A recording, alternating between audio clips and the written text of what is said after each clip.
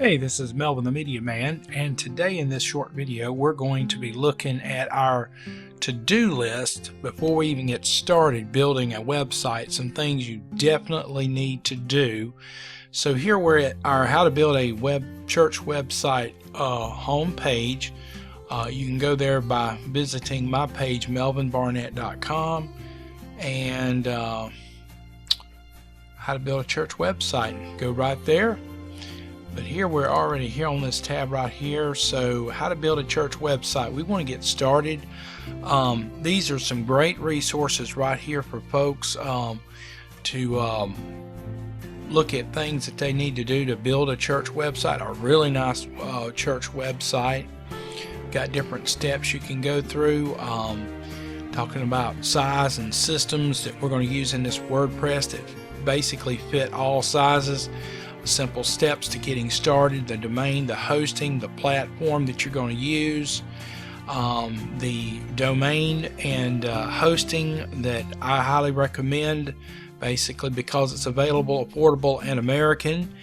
And then some things about the particular theme that we use in the WordPress that make it really nice to use, drag and drop. And then if you would follow up with me with Facebook and Instagram right here to stay in touch with us. But today we want to come over here to sources and go to basic content. This is a page that is designed to help you with some things that is pertinent to your church website. Not talking about a ministry per se, or certainly not a business, but more a church. And these are some things that you need to have and you need to absolutely pay attention to when you're constructing your church website. These are the things that your folks are going to be looking at and going to first. But before we get started, let's go to this video. Today we want to look at the to-do list. First thing you want to do is you want to locate your file explorer. And let me show you where that is. That is this little fella right down here.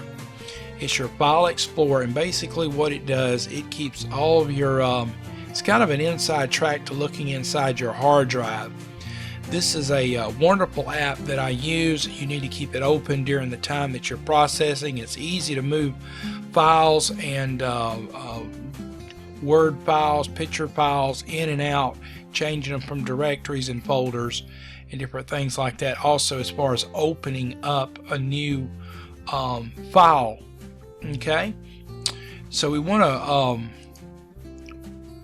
show you where the file explorer. This should actually be on your computer. If not, you usually can click the window button and type in the word, let's see, file, and then you'll see file explorer. If you click on that, you can see where you can unpin or pin to your start. But basically what you want to do is take this right here and drag it down into your system tray. This is a program that you definitely need down here that you will be using. Next on the list is a notepad. This is not WordPad, this is not your word processor, but it's Notepad. It's located right here. This is a simple little program. Once again, all your Windows PCs should have this little program in it. It's a little app. This is what it looks like, and you can take this program here and get it down here as well. Let me tell you the reason when you want to use this. This program, Notepad, it doesn't hold any formatting of your text. So for example, if you took, let's just say right here, and you saw something on a website that you could cut and paste, you know that you had the right to, so hit Control C, and then let's pull up a Microsoft Word document, and you want to post it. Okay, as you see here, that was some content I already had in there. As you can see here, it already held on to its formatting. When you're building a website, you want to do the formatting. You don't want the Microsoft Word formatting for you, you want to format it yourself. So you could simply click this right here and hit Control V, which would copy exactly what you just copied from the website, and then you could hit Control A, then Control C to copy. Control A just copies everything or tells it to copy it all. Hit Control C and then come down here and then hit Control V. As you see here, it does not keep your formatting. The only thing it does is keep your spaces, but the formatting is actually gone. You'll find yourself using this program quite a bit, so you really need to take this program and get it down there. It's called Notepad. It's a free app on a Windows based system. So once again, let's just come down here a little bit. I'm going to go over this again. Oops.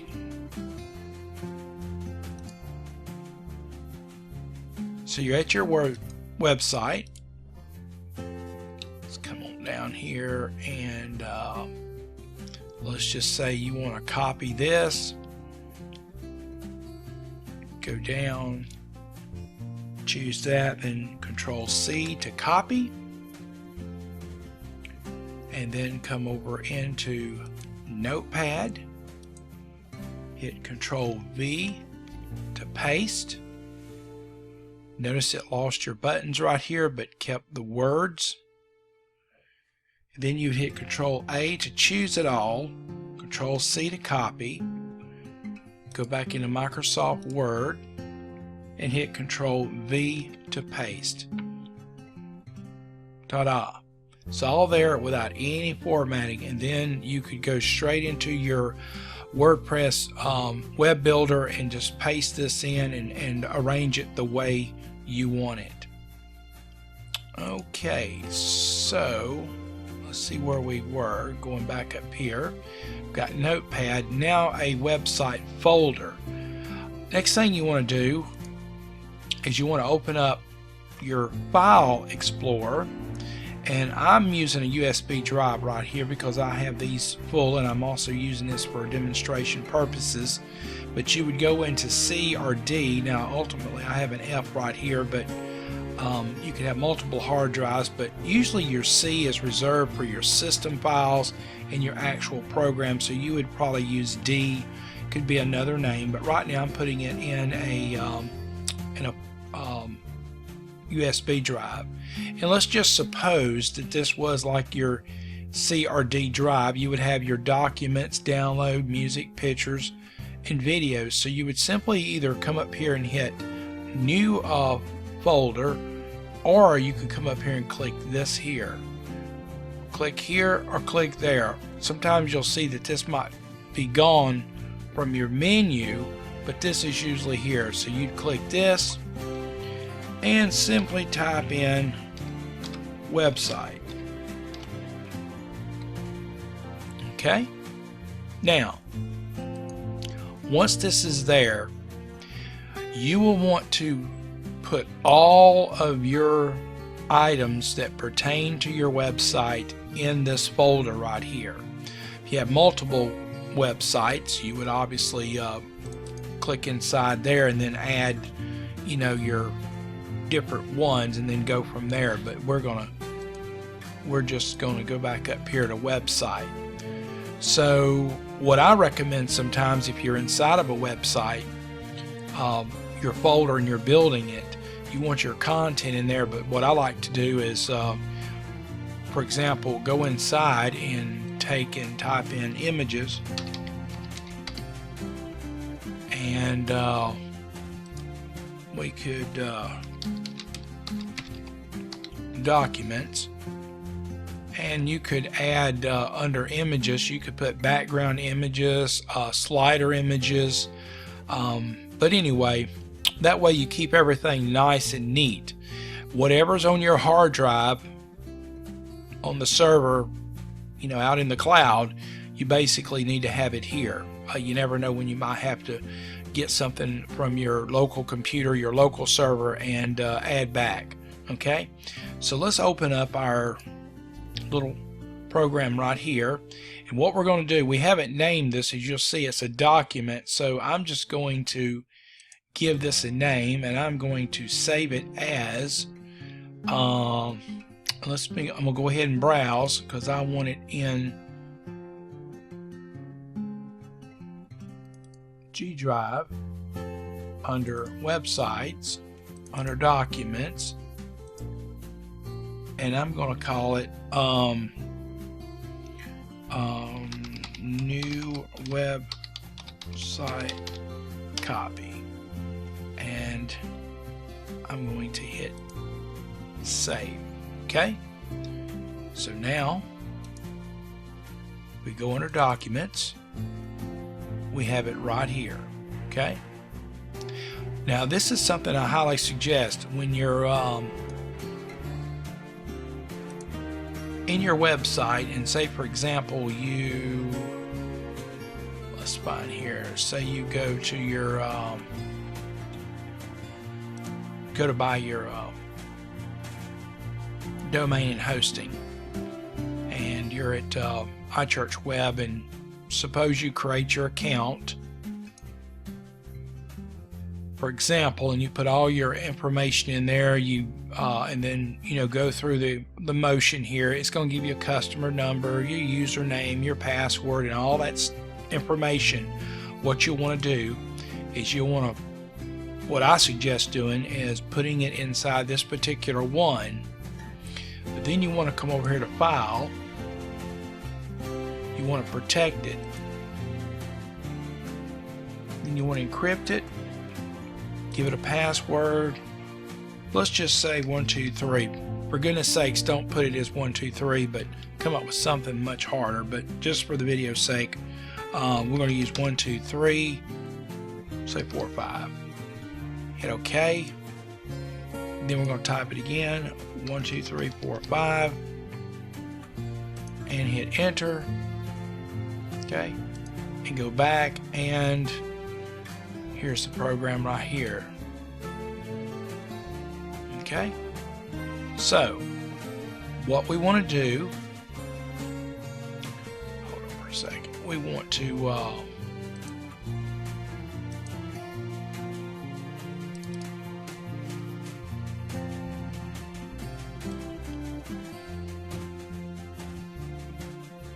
writing this down here. Let's go back in this one right here. We want to close this Word document. Go ahead and save it, close it out. Okay, open up your File Explorer. Here it is. Double click, and as you can see here, it's asking for a password.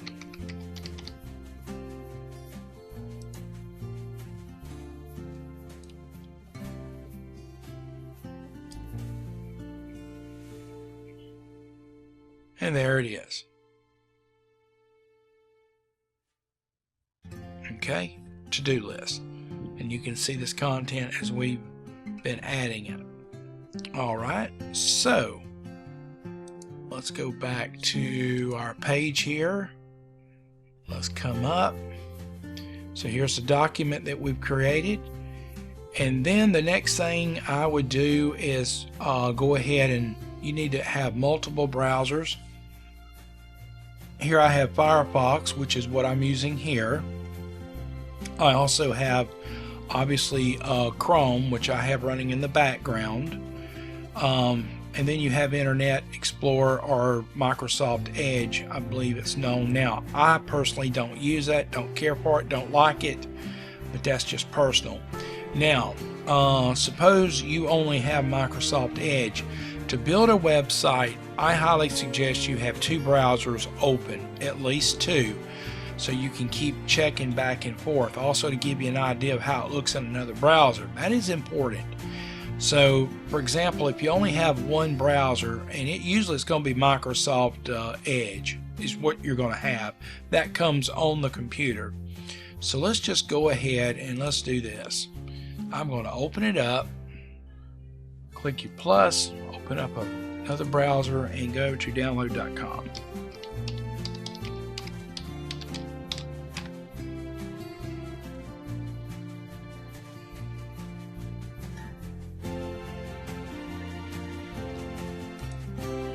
must type in Firefox.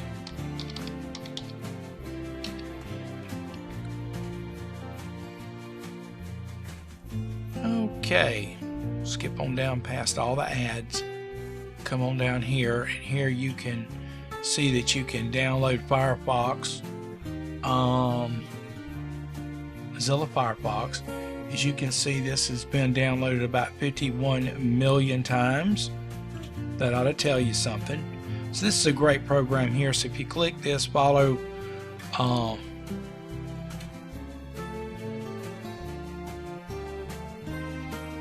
directions right here, you can download it. Usually it'll go down in the corner here, it'll pop up, tell it to run, and put it on your computer.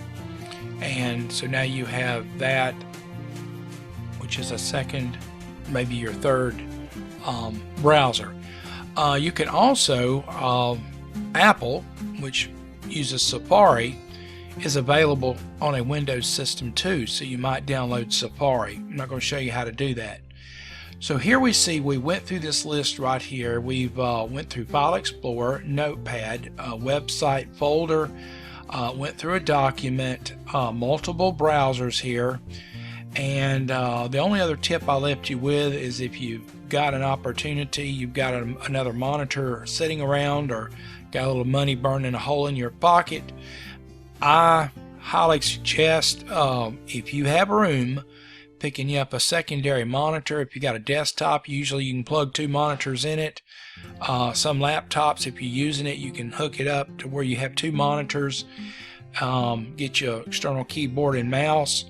And by using 2 monitors, first of all, you're going to be forever spoiled and rotten. But get past that, you can edit and see your programs in real time. And if you get into this real serious, you can move things back and forth really well. Plus, it's just great to use for studying and doing all kind of things with. I'm a 2 monitor man, and once you go there, there's no going back. I'll just go ahead and tell you, there's no going back. So anyway, this is a list of things. This page right here, I hope you'll enjoy it. You can go up here to howtobuildawebsite.com, or go to my regular website, how to build a church website here. Take you right there. Once you're here, under resources, basic content. And here you've got all the information that you need to get started building a website with basic content, your about page, so forth, and so forth, that you can add to your page. Anyway, I hope you enjoyed this video. If you get a chance, be sure to like us on YouTube. Just hit that subscribe button down there. Also look us up on Facebook, and we'd love for you to check out. We give some insights occasionally on our Instagram, but come check us out. Subscribe, join us, hit that bell. Anyway, until then, till next time, God bless.